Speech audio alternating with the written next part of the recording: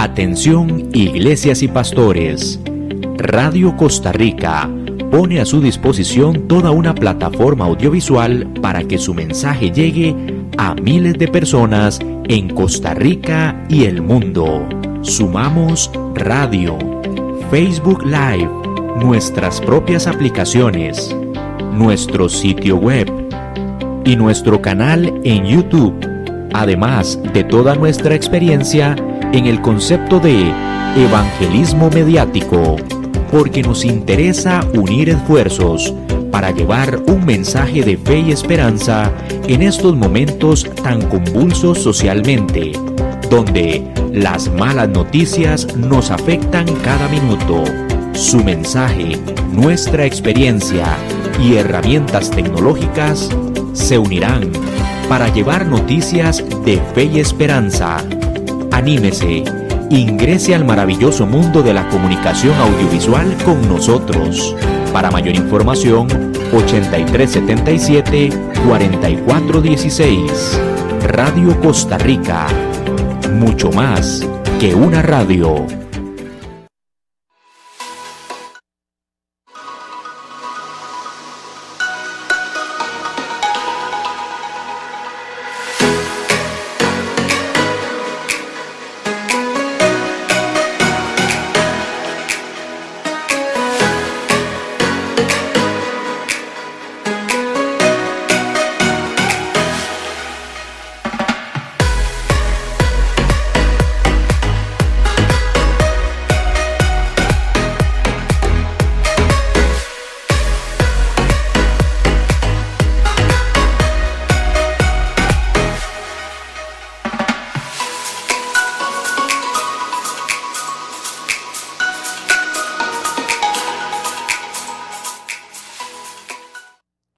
Hola, muy buenas tardes. Tengan todos ustedes, mis queridos amigos de Radio Costa Rica y del programa Enciende Faro 360. Para nosotros, como siempre lo digo, es un privilegio y de verdad una alegría estar un miércoles más con ustedes, trayendo un poquito más de la palabra, trayendo un poquito más de la escritura, pudiendo verla de diferentes ángulos, de diferentes puntos, sin que ella sufra absolutamente ninguna alteración. Por el contrario, la idea siempre de nuestro programa es que sea ella la base, el fundamento, el apoyo por el cual nosotros hacemos un estudio, un comentario, pero nunca el comentario nuestro aparte de la escritura, jamás. Primero es la escritura, primero es la palabra de Dios. Ella es la inspiración que Dios le dio a unos hombres para que escribieran y anotaran todo lo que Él quería que el hombre supiera en este tiempo y que necesita saber. La Biblia es actualísima, la escritura no tiene tiempo, no tiene espacio, trasciende todo eso, y eso es maravilloso porque podemos confiar en ella.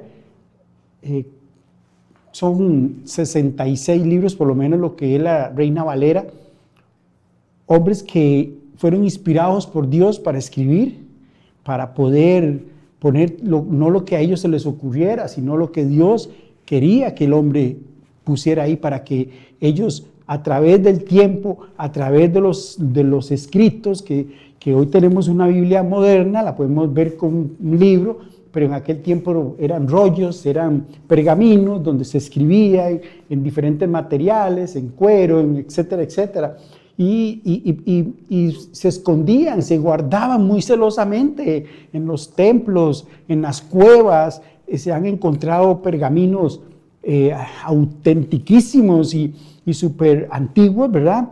De todo del Antiguo Testamento, y parte del Salmos, Proverbios, el libro de Isaías, el libro, bueno, hay montones de escritos que se han encontrado que todavía en universidades en Israel y todo en esta parte del mundo todavía están haciendo, descifrando y autenticando y revisando, porque son muchos los escritos que hay. Se ha dicho que hay más escritos genuinos de la Biblia, del Nuevo Testamento, del Antiguo Testamento, que muchos libros que escribieron filósofos muy reconocidos en la antigüedad. Hay más escritos de la Biblia que esos hombres. O sea, pongámonos a pensar que la escritura se traspasaba de generación en generación por los escritos.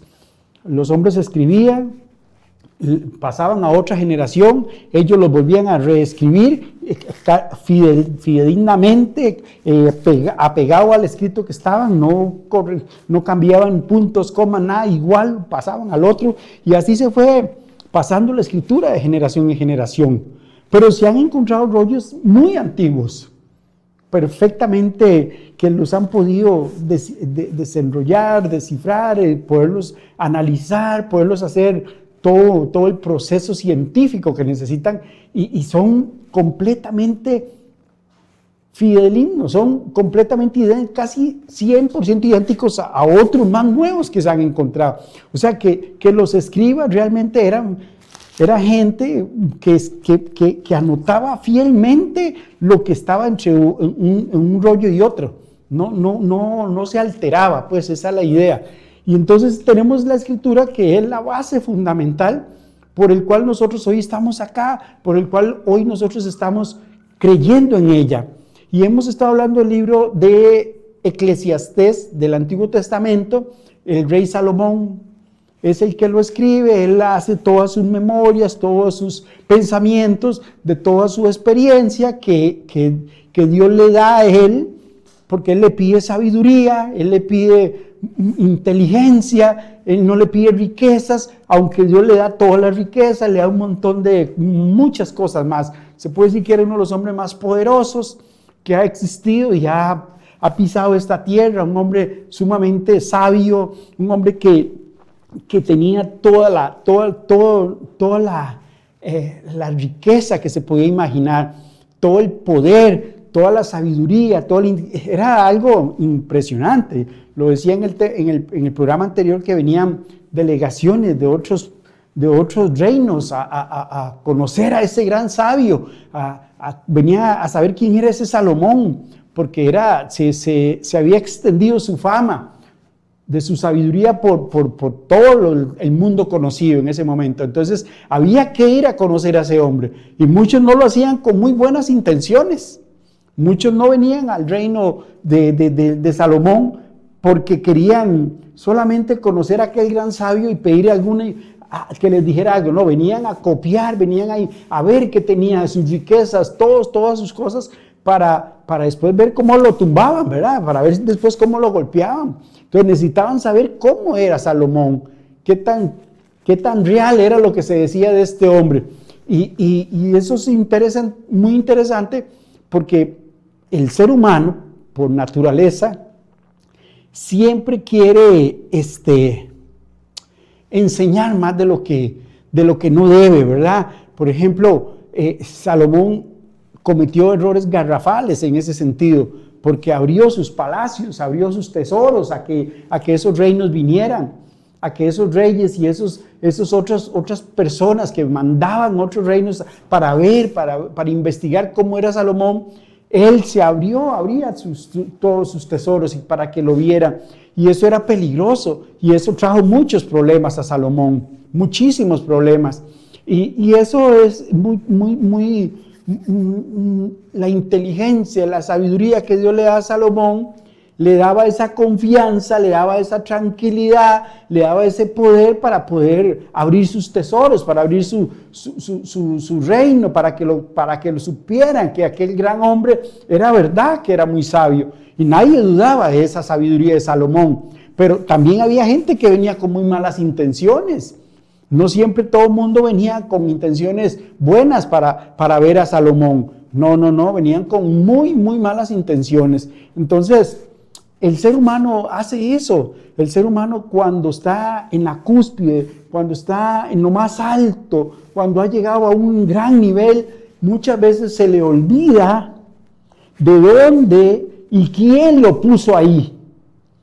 Y eso no podemos pasarlo por alto, porque Salomón nos enseña en el libro de Eclesiastés muchos puntos de vista de la sabiduría, de la inteligencia, del afán, del poder, de las riquezas, que traían un gran dolor en el espíritu, un gran dolor en el alma, un gran dolor en el corazón, que no era tan divertido, no era tan, yo me imagino, a Salomón, perdonen la expresión, ya no es tan divertido ser tan sabio, saberlo todo, ya no es tan divertido, porque estoy dándome cuenta cómo sufre a los que oprimen los ricos, me estoy dando cuenta cómo sufren los que son maltratados, golpeados. Ya no me gusta mucho saber todo lo que sufre el ser humano, lo que sufre el hombre bajo el sol, dice la Escritura, que ese afán que tenía el hombre por el trabajo, bajo el sol, dice, esa fatiga bajo el sol no era tan divertida, entonces ya no era tan agradable, ¿verdad? Aunque un hombre que llegó a una plenitud 1000 por 1000, como Salomón, llegó un momento también en que eso lo hartó en cierto sentido, lo fastidió, y eso lo deja patente en el libro de Eclesiastés, porque dice, vanidad de vanidades, todo es vanidad, todo es un dolor del alma, un dolor del espíritu. Ahora, yo quiero entrar en materia del libro de Eclesiastés, primero, para leerles un pedacito, un párrafo de lo que significa la palabra vanidad, ¿verdad? En el hebreo. Dice, la palabra vanidad no se refiere únicamente al orgullo o a la arrogancia, como suele entenderse hoy. La palabra hebrea es Hebel, con H-E-B-E-L, Hebel, que literalmente significa vapor, aliento o neblina. Describe algo que aparece por un momento y luego desaparece, algo pasajero, frágil y difícil de retener. Eso es el significado de la palabra vanidad en el hebreo. O sea que cuando leemos aquí vanidad de vanidades, debería de ser Hebel de Hebel, vanidad de vanidades. Todo es Hebel o todo es vanidad. ¿Qué significa? Vapor. ¿Y qué es el vapor? Si nos ponemos a analizarlo en el plano natural, ponemos una olla de agua a hervir, fría, por supuesto, pero cuando empieza a calentarse, empieza el procedimiento de ebullición y entonces empieza a salir un humo que llamamos, eso se llama vapor. Ese vapor es el mismo proceso del agua en otra condición, ¿verdad? En otro estado, perdón. Entonces el vapor sube y ¿qué es lo que pasa con el vapor? Se disipa, se pierde, se va, se extiende. El agua que usted tiene cocinando, si la hierve, llega el momento en que esa olla se seca y todo sube en vapor, que eso es otro estado de la materia, pero al final esa agua se disipa. Eso significa vanidad. Eso es lo que quiere decir que es la vanidad, algo que es efímero, volátil, ligero, pasajero, no profundo. Eso es vanidad. Entonces, cuando Salomón dice vanidad de vanidades, todo es vanidad, entonces, si usáramos otras palabras, podríamos decir lo pasajero, lo efímero, lo transitorio, lo superficial, lo vacío, lo fugaz, lo ilusorio, lo que no permanece, lo que carece de valor eterno, lo que se desvanece como el vapor, lo que no deja satisfacción duradera, lo que parece importante pero termina siendo insignificante. Vea qué interesante, porque entonces ya le podemos ir dando a la palabra vanidad un montón de otros nombres para que entendamos si nosotros en algún momento estamos en vanidad de vanidades. Si nosotros vivimos de vanidad de vanidades, si vivimos de lo efímero, de lo pasajero, de lo superficial, de lo que no es eterno. Y lo digo ¿por qué? Para irnos aterrizando de que Salomón, el hombre más sabio, nos está enseñando una gran lección de vida de que no caigamos en la vanidad de vanidades. Porque si vivimos de la vanidad, si vivimos de la vanidad de vanidades, todo es vanidad, entonces estamos viviendo muy superficialmente. Nuestra vida es muy superficial, no es profunda, no tiene solidez en la Escritura. Y la Biblia nos manda a conocer a Dios a través de la lectura, de la Escritura. Dice, toda la Escritura es inspirada por Dios y útil para enseñar, para redarguir, para corregir y para instruir en justicia, a fin de que el hombre esté enteramente preparado para toda buena obra. O sea, la Escritura nos dice lo contrario de la vanidad. La Escritura nos enseña lo profundo, lo eterno, lo poderoso, para que nosotros nos preparemos en la vida para servir, para ayudar, para toda buena obra. Pero si vivimos bajo solo la vanidad, que significa lo pasajero, lo efímero, lo transitorio, lo superficial, usted vive una vida superficial, vive una vida transitoria, pasajera, sin profundidad, sin sentido. ¿Cuál es el estilo de vida que usted lleva hoy día? Esto es importante que nosotros nos lo preguntemos, nos paremos frente a un espejo y veamos ese reflejo que hay ahí de Carlos Montero y ver si realmente estoy viviendo una vida profunda, una vida con sentido, una vida con alguna proyección, con algún fundamento importante de lo que la Escritura me dice. Porque usted me puede decir quizás, perdón, pero yo soy una persona realizada, soy un abogado, soy un licenciado, soy un arquitecto, soy un ingeniero, y todo eso está perfecto, todo eso está muy bueno, todo eso son cosas que usted, carreras, estudios, para su propio beneficio, y eso está muy bien.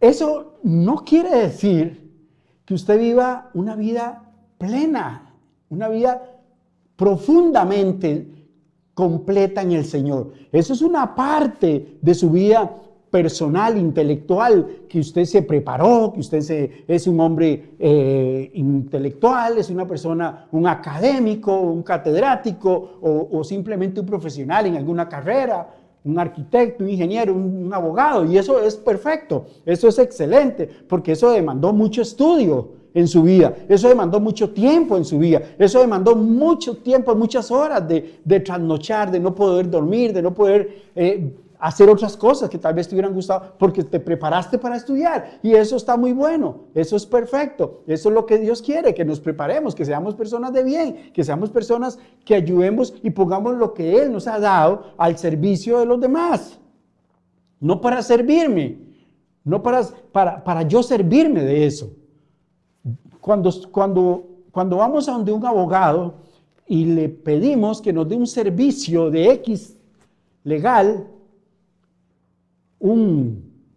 que nos haga un traspaso de una escritura, que nos lleve un caso de una estafa, que nos lleve un caso de impuestos, etcétera, etcétera.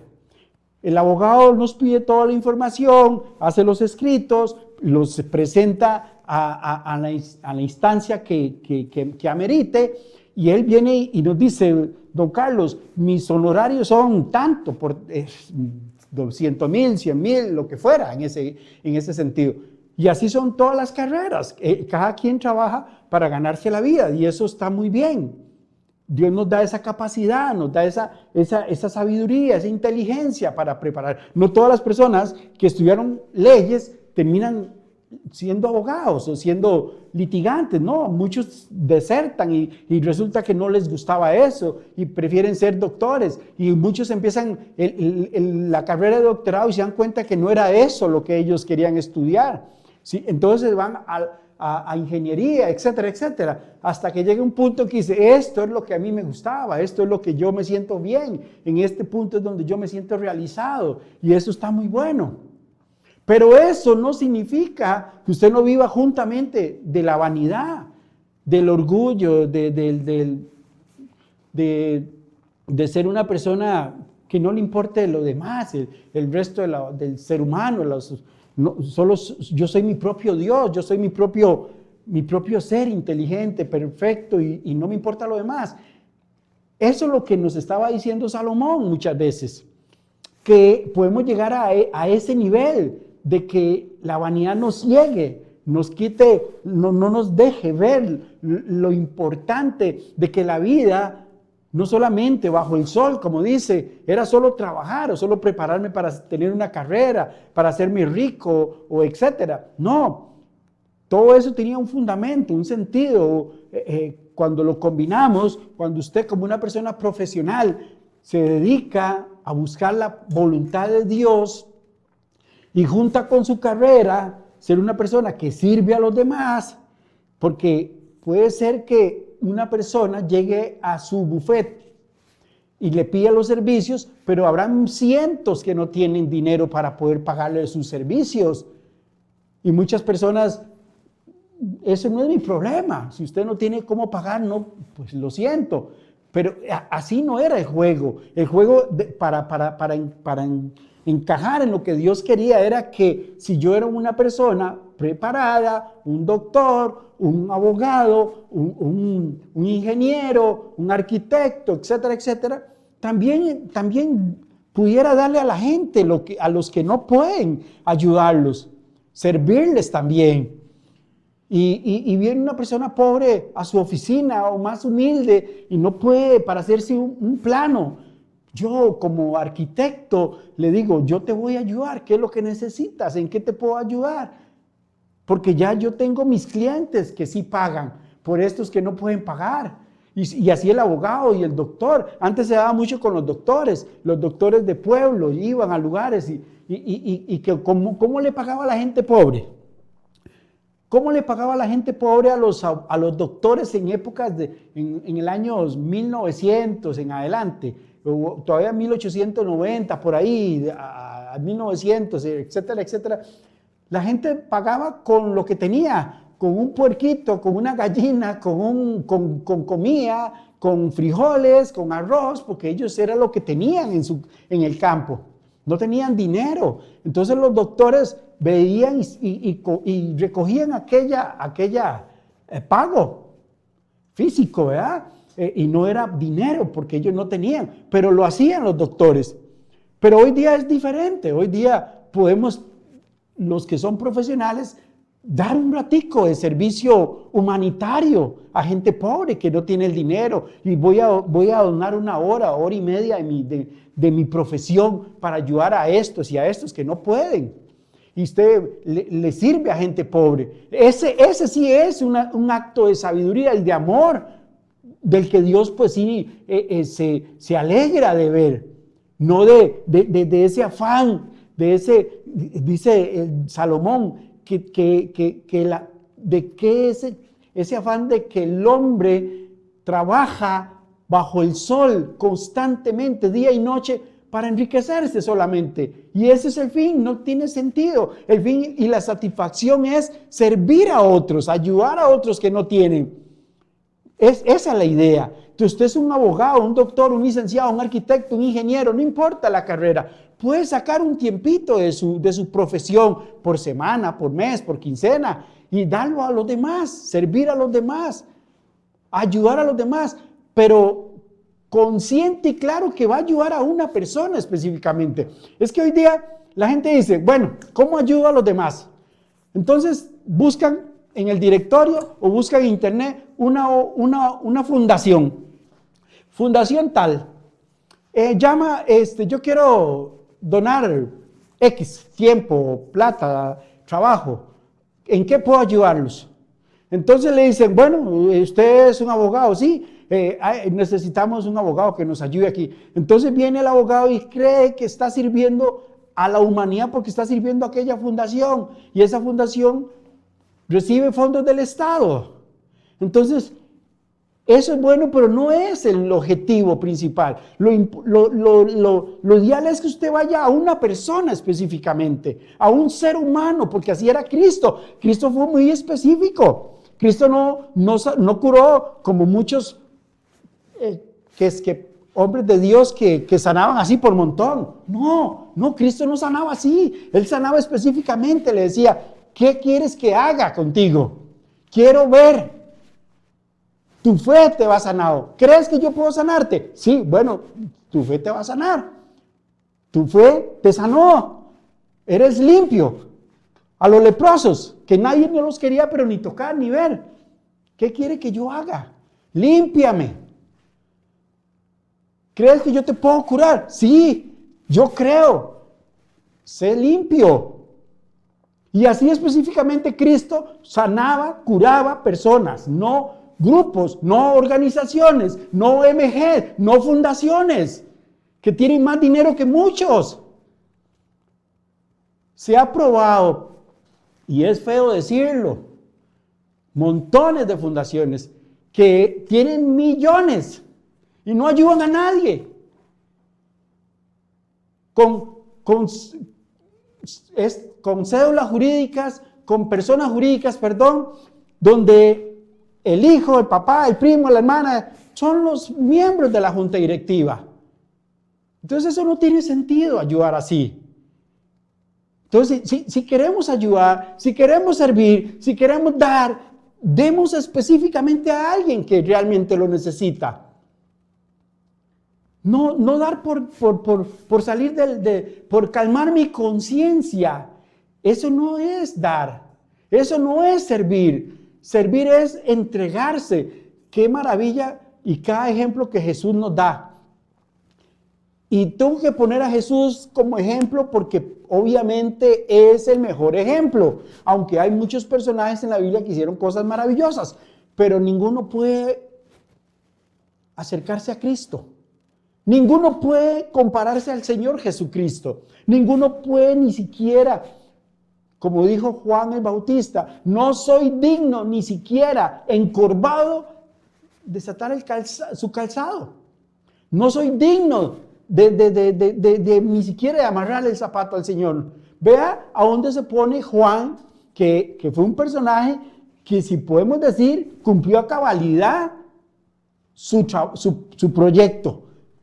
Juan, y mismo Cristo lo dijo, que no había nacido de mujer ningún hombre como Juan el Bautista, porque Juan cumplió al pie de la letra lo que se le pidió.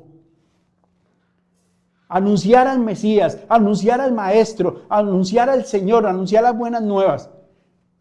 Y era duro. Juan decía, generación de víboras, ¿de quién creéis que vas a escapar?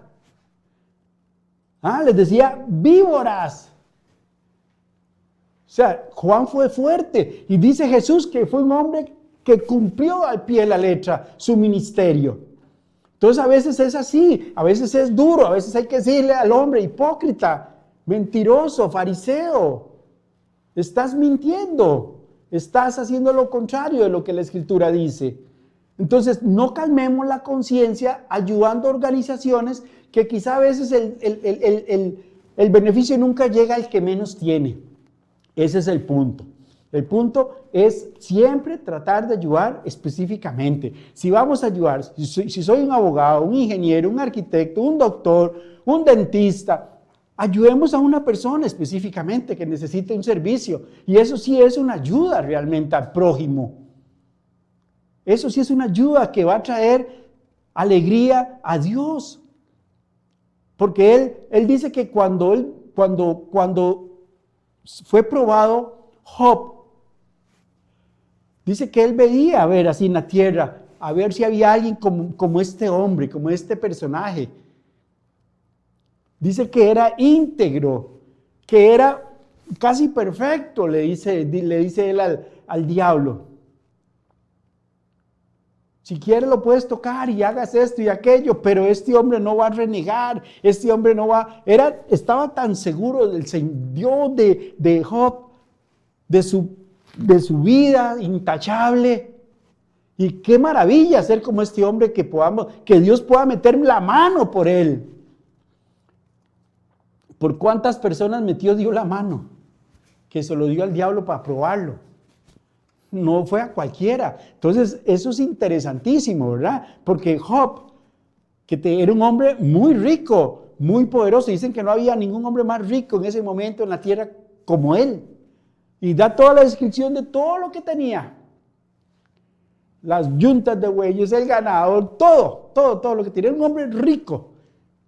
Y Dios le dice, ahí te lo pongo, pero él no va a renegar, él no se va a quejar, él no va a violentar su fe en mí, él no va a claudicar en creer en que yo soy el Dios Todopoderoso, que lo tengo ahí donde está. Y así fue.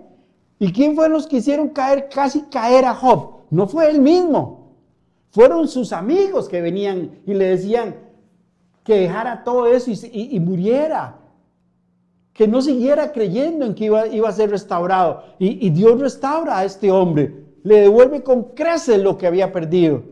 Y probó Dios que tenía toda la razón, porque Dios es el más sabio, por supuesto. Pero qué riesgo poner las manos sobre un hombre, ¿verdad? Hoy día, ¿quién mete las manos por alguien? ¿Quién puede meter las manos por algún personaje, por algún ser humano? Es muy difícil. Sin embargo, Dios le dice al diablo, tócalo, todo. Hasta tocó su cuerpo, cuando él se llena de aquella granos y toda esa, ¿cómo se llama? Lepra terrible. Que dice que él agarraba y se rascaba con una cáscara porque era un dolor terrible. Y qué importante nosotros, como amigos de alguien que está en una situación, de ir y ser cabales y ser claros y conscientes de lo que vamos a ir a hablar a una persona que está caída, a una persona que está en prueba, a una persona que está en una situación. ¿Y cómo movemos esto para decir las cosas correctas y no ir y terminar de dañar y matar a una persona que está en una situación difícil? Porque es muy fácil ir a criticarla, juzgarla, condenarla. Pero qué difícil es ponernos en los zapatos de aquella persona. Vivir lo que estaba viviendo esa persona en ese momento. Y él fue una lección de vida, así como Salomón, así como David, así como Pablo, así como muchos hombres, Daniel. Entonces, la Biblia sí tiene personajes maravillosos que nosotros podemos imitar, que podemos seguir sus pisadas, que podemos seguir su camino. Obvio, primero Jesucristo, porque Él es el máximo ejemplo. Pero sí hay personajes en la Biblia que son dignos de seguir. Dice que Daniel se arrodillaba 3 veces al día y oraba a Dios. Y no perdía la oportunidad para clamar por su pueblo, porque ellos estaban en otro reino que no era el de ellos. Eran esclavos y sin embargo Daniel seguía orando constantemente 3 veces al día. Hasta lo trataron de acusar. ¿Por qué cayó en el horno del fuego? Porque lo acusaron sus amigos. Y aquí vuelve otra vez. A los enemigos siempre llegan a dañar, a destruir, nunca a construir. Y por eso es importante lo que nosotros siempre estemos preparados para hablarle a una persona de su situación. No me he salido del tema. Estamos hablando de la vanidad de la vida, de lo que se menosprecia, de lo que el hombre desprecia del ser humano, de lo que el hombre quiere destruir para salirse con la suya. Eso también es vanidad. Y así le pasó a Daniel. Lo envidiaban. Lo envidiaban porque el rey lo amaba, porque el rey amaba a Daniel. Y ellos querían destruirlo. No es posible que este hebreo, que este israelita tuviera el favor del rey. No era ni de la propia raza de ellos, decían. ¿Cómo va el rey a amarlo tanto? Y a nosotros, que sí somos de la cepa, nos odia, no nos quiere. Esos sabios no los quería al rey. Pero a Daniel le tenía un amor grande. Y le consultaba a Daniel. Y cuando Daniel le decía las cosas, él lo creía porque sabía que Daniel era un hombre de Dios, que amaba a Dios. Bueno, vamos a ir al corte comercial un momentito porque es muy importante para mí también los anuncios y volvemos. El tema está muy bueno y seguimos con vanidad de vanidades.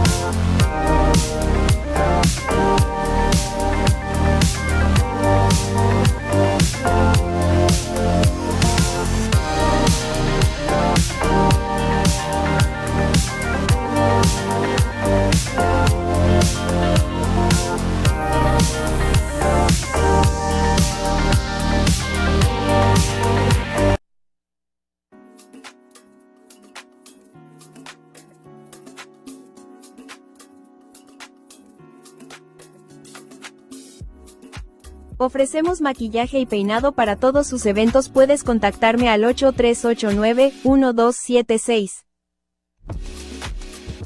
En mi escuela tenemos un programa que es avalado por el INAH.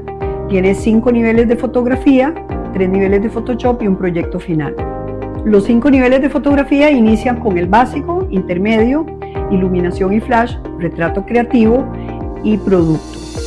El Photoshop tiene 3 niveles, básico, intermedio y avanzado, y en el último nivel vemos inteligencia artificial. Para más información me pueden localizar en el WhatsApp 60515180.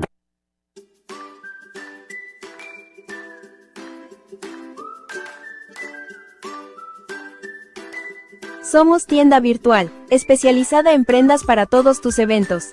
Bodas, graduaciones, 15 años, fiestas y mucho más. Puedes contactarnos al 8735-3826.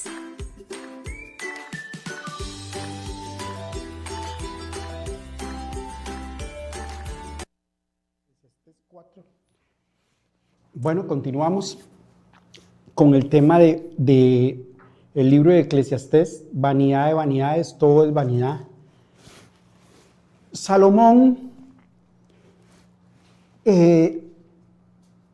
está diciendo que todo aquello que se vive sin Dios es como un vapor pasajero, incapaz de dar una satisfacción permanente.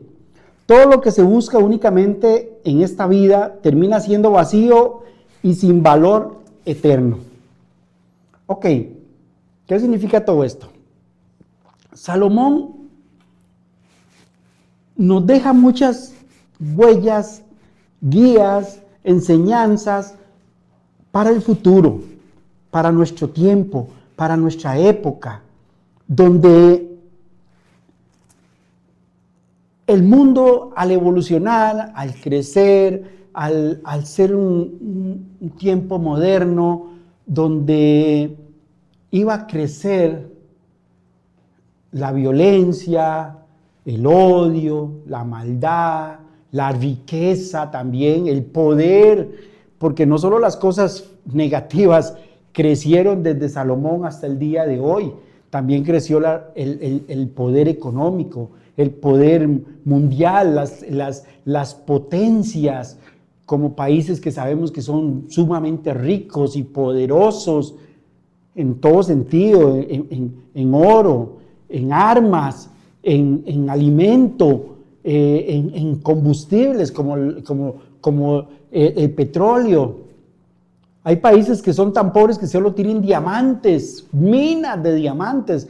O sea, y ahora sí se conoce el valor de esas cosas, porque en las épocas antiguas del rey Salomón, aunque se necesitaba dinero, oro, para hacer aquellos grandes palacios, para hacer aquellas grandes estructuras y carros de guerra y armas y espadas y todo lo que se hacía, pues se necesitaban materiales y eso tenían costos. A veces habían zonas donde no habían ciertos materiales, entonces se traían de lejos, de Egipto, de Etiopía, de muchos lugares. Entonces todos esos materiales tenían que venir a otros lados y tenían que ser transportados en barco, en barcazas o por el mar, en maderas muy finas, venían de otros lados, del Líbano.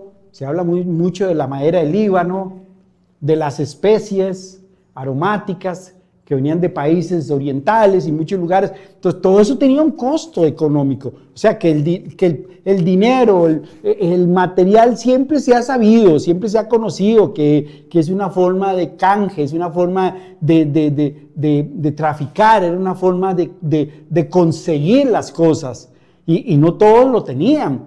Salomón lo tenía y muchos reinos tenían mucho poder y muchos lo robaban. Grandes imperios guerreros conquistaban otros para robarles todo lo poquito que tenían, el oro, los diamantes, todo lo que tuvieran, los metales para hacer armas. Entonces, pero si nos venimos al tiempo de hoy día, que todo es más sofisticado, que todo es moderno, que todo va cambiando y evolucionando con los días, vemos en la internet y en los medios de comunicación que todo eso es tan rápido que a veces no nos da tiempo y ya todo ha cambiado. Tal vez si tenías un sistema operativo de las computadoras, de los celulares, dentro de unos meses ya hay otro nuevo, más moderno, más rápido. La memoria de los celulares y todo eso va avanzando en una carrera casi incontrolable. Ya hoy hablamos de la inteligencia artificial como cualquier otra cosa más, como una herramienta más de trabajo, no como un peligro, no como un arma que nos puede ocasionar grandes peligros a la humanidad. No, el hombre todavía no ha asimilado, no ha digerido lo que es la inteligencia artificial, lo que puede generar para bien o para mal. Se está utilizando, sí, se usa controladamente para hacer cuestiones médicas, para hacer planos, para hacer operaciones, en fin, para muchas cosas.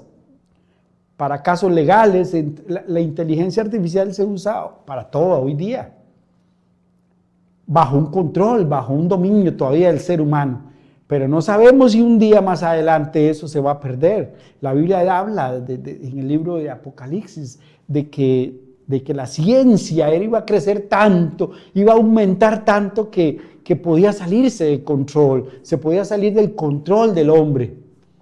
Y eso es peligroso, por supuesto que es peligroso. ¿Qué puede hacer el hombre bajo situaciones de ese tipo? ¿Qué puede hacer el hombre para que la humanidad no pierda ese rumbo, no pierda esa guía, ese control que Salomón nos decía, que era vanidad de vanidades, todo es vanidad? La fatiga del hombre bajo el sol, la fatiga del trabajo del hombre, todo ese montón de cosas que Salomón nos habla de que la vida todo tiene su tiempo. Cuando habla, hay tiempo para una cosa, tiempo para otra, para vivir, para morir, para reír, para cantar, para bailar, para todo había tiempo. Todo eso, todo ese tipo de cosas que Salomón nos deja en el libro de Eclesiastés, que son muy útiles para que el hombre esté preparado para que cuando vengan no nos agarre por sorpresa, no nos vuelque eso, no nos domine, no nos dañe. Y eso es importante, que el hombre siempre lo tengamos muy presente, que el hombre lo tenga siempre muy así a flor de piel, porque solo hablar de la inteligencia artificial es sustituir muchas cosas. Muchas, el pensamiento humano inclusive puede verse en riesgo, la mente del ser humano, porque se va a sustituir o se está a poquitos con la inteligencia artificial, para que el hombre ya no piense, para que el hombre ya no analice, no autoanalice las cosas, no sea crítico de las cosas, no pueda pensar y decir eso está mal, eso no debe ser, ese pecado, eso es un pecado. Y no que ahora lo diga la inteligencia artificial y le dé otro concepto para que usted se equivoque y crea y que ya no es pecado lo que sí es pecado, lo que la Biblia le llama pecado. Y eso es peligroso, porque a eso vamos, a ese nivel de adelanto científico, a ese nivel de adelanto intelectual, moral, va el ser humano, que llegará el momento en que a todo ya no le va a decir eso es pecado. Es decir, ya la palabra pecado va a perderse.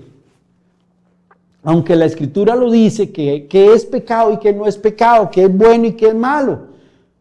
Pero si usted no es un estudioso de la Escritura, no es un estudioso de la palabra de Dios, pronto va a tomar los conceptos de la inteligencia artificial como los que van a guiar su vida.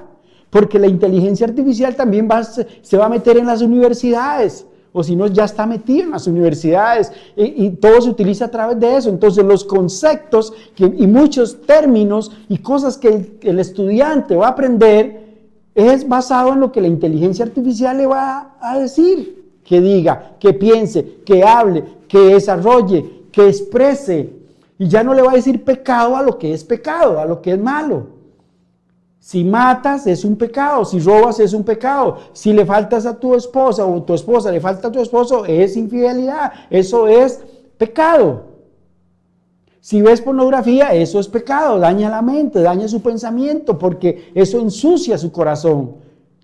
Si maltratas, si dañas, si golpeas, es pecado.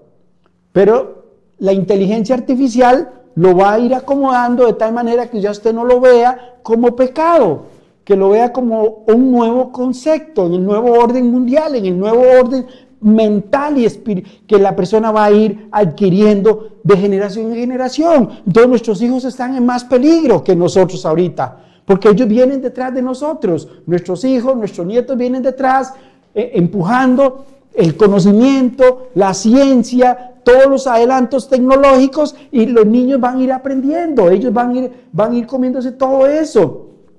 Y si usted y yo como padres, como abuelos, no los sentamos a leer la escritura, su corazón va a estar insensible, va a estar frío a la palabra, no va a poder entenderla, no va a poderla recibir. ¿Por qué? Porque su corazón y su mente ya están habituados a lo nuevo, a lo moderno, a la inteligencia artificial, a todo lo que es moderno hoy día. Entonces eso sí es peligroso, eso sí es complicado, que el hombre no debe nunca perder ese norte y saber que la escritura, no la que tengamos en el celular, la escritura, la Biblia, la aplicación, la app de la Biblia aquí, no, es esta, la física, la que yo puedo abrir página por página y puedo leer. Esa es la que llena tu espíritu, tu alma, tu corazón, te hace un ser humano mejor, un ser humano consciente de lo que está pasando en la humanidad. Porque Salomón lo vivió, Salomón vivió todos los placeres, Salomón vivió todas las injusticias, Salomón vivió todo lo que podía haberse hecho bueno, malo en esta tierra. Para eso le dio Dios la sabiduría, para que él lo probara todo. No quedó nada que Salomón no haya probado o experimentado en esta tierra. Todo lo probó. Todos los placeres malos y de todo, de comida, de mujeres, de vicio, de poder, de riqueza, de todo. Salomón supo y probó todo para saber si era bueno o era malo. Por eso él llega a esa conclusión en el capítulo 12. El final del discurso es este: teme a Dios, sigue a Dios. Yo lo probé todo y llegué a esa conclusión. No tienes que probar todo para llegar a esa conclusión. Eso lo dice Salomón, el hombre más sabio, nos dice: yo probé todo, experimenté todo en este mundo, en esta tierra, porque Dios me lo permitió, porque Dios me dio la sabiduría para hacerlo. Dios no le va a dar esa sabiduría a todos los hombres para que prueben todo lo que probó Salomón, pero nos dejó el libro de Eclesiastés para saber que el que probó todo eso, el hombre que hizo todo eso, que vivió todo eso, no quedó satisfecho, no quedó contento para siempre, no era lo que él quería, no era lo que él buscaba, aunque él en algunas cosas pudo haberse sentido pleno, lleno, porque tuvo cosas maravillosas. Dice que él tuvo cosas hermosas, que él mismo las iba a ver, él iba a ver sus jardines, que cómo iban a quedar, él los diseñó para ver cómo quedaban, y los iba a ver como un buen ingeniero, como un buen arquitecto que va a ver la obra. Él iba a ver todas las obras que estaba haciendo, dice que eran buenas, maravillosas, hermosas. Pero también esa sabiduría le dio para ver las injusticias que recibe el ser humano también en la tierra. Y eso no le gustó mucho. No le gustó que el hombre también sufriera mucho, que el hombre fuera maltratado, dañado, perseguido, golpeado, injuriado, etc. Todo eso también lo supo él. Y eso no era tan bonito. Entonces, yo se lo digo sinceramente que el libro de Eclesiastés es un libro que dice muchas verdades Pero dice muchas verdades que a veces no las queremos escuchar, que a veces no las queremos aceptar, que no las queremos recibir, porque no nos conviene, porque no nos hace gracia que nos digan la verdad en la cara. Y eso, lógicamente, hace que la gente se aparte de la Escritura y se aparte y cada día más largo. Es más fácil ver la ChatGPT, escuchar lo que dice la memoria artificial, lo que dice aquello, lo que dice esto. Es más fácil eso, es más fácil vivir con eso hoy día. ¿Para qué me voy a complicar la vida leyendo el libro de Eclesiastés, o el libro de Salmos, o el libro de Proverbios, o los 5 libros de Moisés, o los profetas mayores, profetas menores? ¿Para qué? ¿Para qué voy a leer eso? Es un libro antiguo, ya es un libro pasado de moda, ya es un libro que ya no tiene mucho sentido. Mejor abro el celular y en un instante lo sé todo. ¡Wow! Dice uno, en un instante sabes todo con el celular. Y eso no es vanidad de vanidades también. Eso no es vanidad.